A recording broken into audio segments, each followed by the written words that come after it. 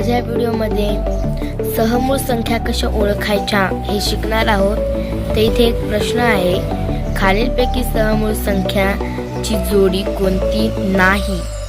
याच्यामध्ये कोणती नाही, आपल्या याच्यामध्ये 3 जोड्या सहमूळ संख्या आहेत आणि एक जोडी सहमूळ संख्या नाही। ती जोडी कोणती आहे ती आज आपण इथे पाहणार आहोत। चला व्हिडिओला स्टार्ट करूया। तर इथे मी 26, तर पहिल्यांदा आपण हे घेऊया 11, 13 व 17। तर आपल्याला इथं पाहायचं आहे, तिथं आपण टाकूया 11, 13 व 17। 11ला भाग कितने जाते? 1 नेच।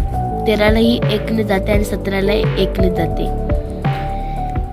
आता आपण दुसरी जोडी घेऊया। ही दुसरी जोडी इथं आहे 31 व 29। तर आपल्याला सेम करायचे आहे आणि 29। 31ला कशाने भाग जाते? 31 ने जाते, कशाने जात नाही।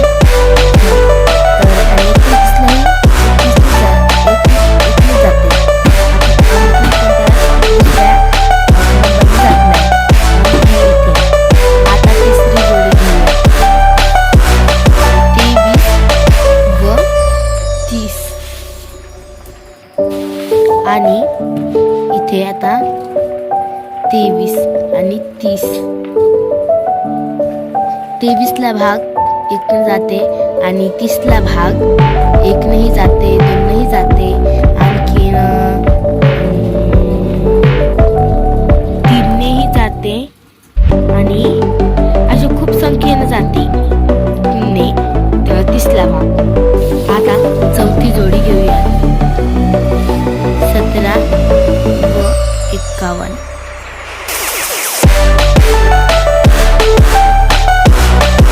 17ला भाग 1 ने जाते आणि 51ला हे भाग दुसऱ्या संख्येत जात नाही।